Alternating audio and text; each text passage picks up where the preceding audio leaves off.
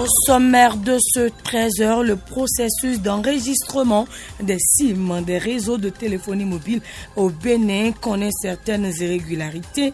Des plaintes incessantes parviennent ces derniers jours, faisant état de ce que plusieurs numéros sont enregistrés à base de la pièce d'identité d'un seul individu.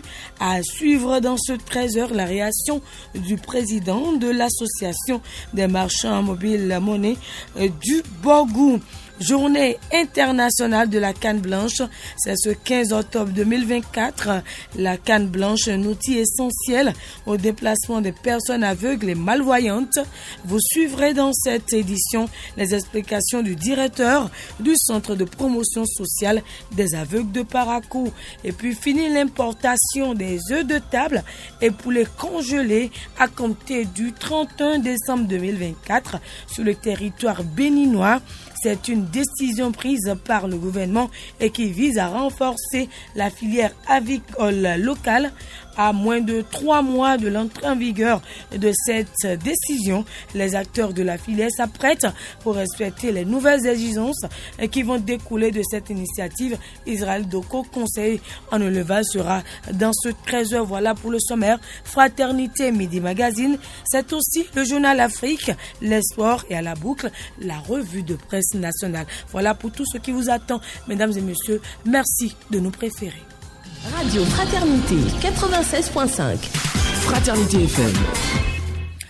Bonjour, le coordonnateur du mouvement de soutien à Olivier Boko, interpellé par les agents du Centre national des investigations numériques le 7 octobre dernier, est déposé en prison. Osé Ronipo a été incarcéré ce lundi 14 octobre 2024 après sa présentation à la Cour de répression des infractions économiques et du terrorisme, CRIET. Il est accusé d'incitation à la rébellion et de harcèlement par voie électronique. Je l'annonçais tantôt, la communauté internationale célèbre la journée internationale, la journée de la canne blanche, célébrée chaque 15 octobre de l'année. Et cette journée vise à sensibiliser le plus grand public aux lois relatives à la sécurité routière concernant l'utilisation de la canne blanche. Malgré les progrès technologiques, la canne blanche continue d'être un outil essentiel pour des millions de personnes malvoyantes ou aveugles pour pouvoir se déplacer de manière autonome et en toute sécurité. Selon Alexis Boton, directeur du Centre de promotion sociale des aveugles de Parakou, la canne blanche est le symbole de la cécité et de la malvoyance. On l'écoute.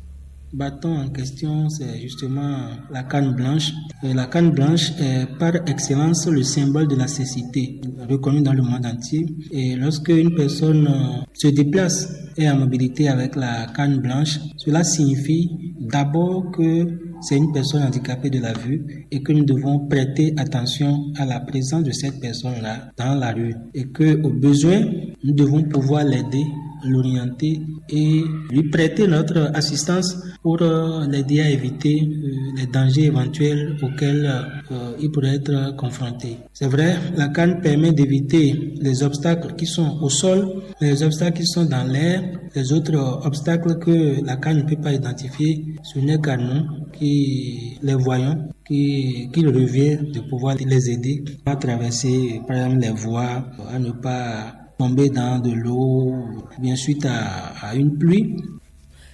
Toute personne atteinte d'une déficience visuelle devra utiliser une canne blanche pour ses déplacements quotidiens selon les spécialistes.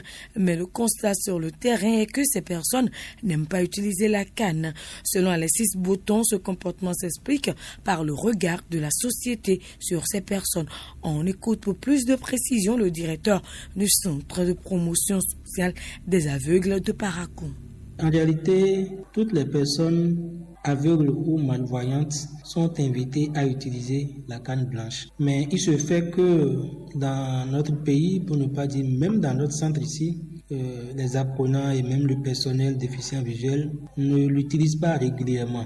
D'abord parce que pour certains, c'est comme si vous êtes en train de vous afficher comme une personne qui portent une certaine déficience, notamment la déficience visuelle. Et pour eux, c'est un peu comme une certaine infériorité que l'on affiche par rapport aux autres. Et ça fait qu'ils ne le portent pas. Alors que il faut d'abord accepter sa condition de personne handicapée de la vue afin de pouvoir surmonter, traverser cette période, pouvoir vivre avec, parce que c'est un handicap et le handicap, lorsqu'il n'est pas réparable, vous le portez à vie.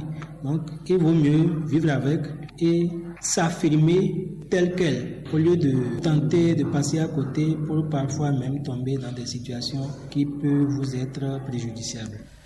Pendant ce temps, finit l'importation des œufs de table et poulets congelés à compter du 31 décembre 2024. C'est une décision prise par le gouvernement du président Patrice Talon et qui vise à renforcer la filière avicole locale. À moins de 3 mois de l'entrée en vigueur de cette décision, les acteurs de la filière s'apprêtent pour respecter les nouvelles exigences qui vont découler de cette initiative. Selon Israël Doko, conseiller en élevage, des séances de recyclage au niveau des éleveurs, la réfection des fermes et autres activités de recyclage sont actuellement en cours. Il précise aussi que le ministère de l'Agriculture, de l'Élevage et de la Pêche joue aussi sa partition pour une transition réussie dans ce secteur. Plus de précisions avec le conseiller en élevage, Israël Doko.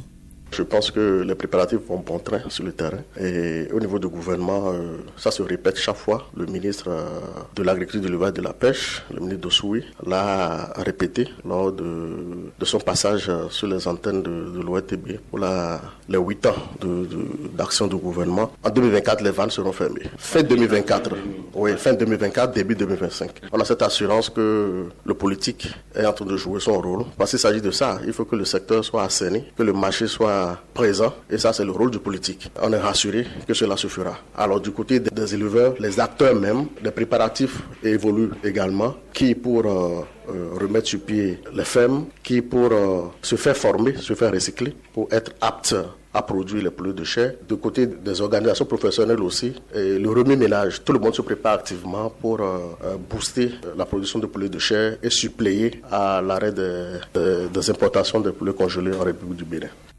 Selon plusieurs rapports, le Bénin se positionne comme le second plus gros importateur des produits congelés en Afrique de l'Ouest, derrière le Ghana avec 135 tonnes contre 400 000 tonnes. La facture de ces importations reste énorme et à la question de savoir si la production locale pourra couvrir le besoin du marché béninois, voici la réponse de Israël Doko, conseiller en élevage. Oui, je pense qu'on va tenir parce qu'il s'agit d'un animal à cycle court. Le poulet de chair, c'est 6 semaines. Donc, ça va très vite. Je pense que par rapport au chronogramme, on n'est pas encore en retard.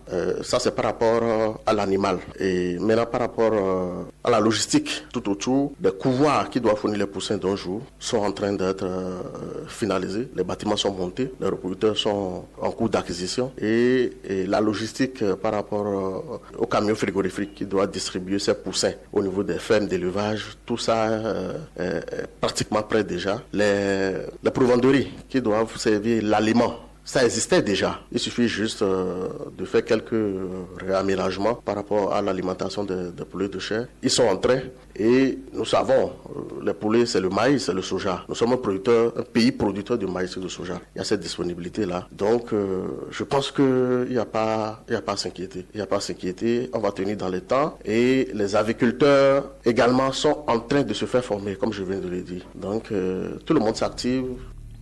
Avec l'interdiction de l'importation des produits congelés à partir de 2020, c'est le secteur avicole qui reçoit ainsi un coup de pouce, précise le conseiller en élevage. Selon Israël Doko, le gouvernement, les acteurs de la filière à divers niveaux et les consommateurs sortiront tous gagnants de cette réforme. On écoute le conseiller en élevage pour plus de précisions. Tout le monde va y gagner. Premièrement, d'abord, l'État, parce que c'est un secteur pourvoyeur d'emploi que l'État est en train d'ouvrir comme ça à la jeunesse. En termes de capacité de production, c'est pratiquement 200 000 tonnes de viande à produire. Et pour une tonne de viande produite, c'est un emploi direct qui est créé. Donc vous imaginez cette masse-là de jeunes qui seront occupés par ce secteur-là. En termes de ressources que ça va générer, c'est pratiquement 400 milliards là, à se partager entre producteurs d'aliments, entre couvoirs, c'est-à-dire les accouveurs qui produisent et livrent les poussins d'un jour, entre les transformateurs, parce que c'est toute une chaîne, hein, c'est une filière bien organisée. Il y aura après la production des gens qui vont prendre, transformer, et des distributeurs maintenant qui sont au bout de la chaîne, qui sont chargés de la commercialisation du produit. Donc à chaque maillon, il y aura une part de rentabilité, tout le monde va y gagner pour le bonheur du peuple béninois. Et maintenant, le consommateur final qui achète le produit, lui, il s'assure de ce qu'il mange. C'est un produit localement fait ici, donc c'est la qualité qui est garantie. Il n'y a plus de risque de consommer un produit dont on ne sait pas l'origine. Je l'annonçais en titre des dysfonctionnements dans le processus d'enregistrement des 4 SIM au niveau des réseaux GSM au Bénin. C'est le constat fait par plusieurs abonnés qui tirent la sonnette d'alarme. En effet, ils observent qu'une pièce d'identité est utilisée pour enregistrer plusieurs SIM à l'insu du propriétaire de la pièce. La pratique émane généralement des agents de ces réseaux GSM. Les SIM enregistrés sont ensuite vendus à d'autres personnes avec tous les risques pour la personne dont l'identité est sur la 4 SIM. Sylvain Viaoundé est le président de l'association des marchands mobile money du Borgou. Il reconnaît l'existence de cette pratique.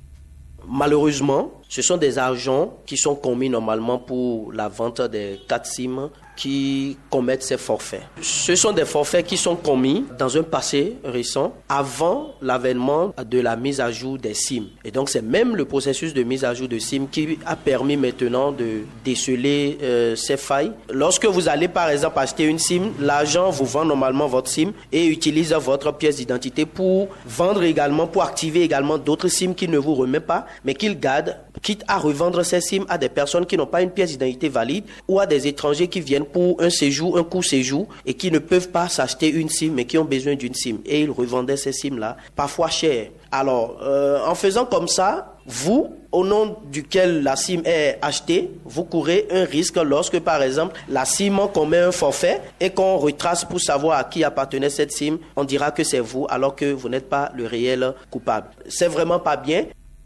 Mais que faire lorsque l'on constate que son identité se retrouve sur plusieurs cartes SIM? Le président de l'association des marchands mobile money du Borgou recommande de se rendre à la direction du réseau GSM concerné afin que l'irrégularité soit corrigée. Sylvain Viaoundé.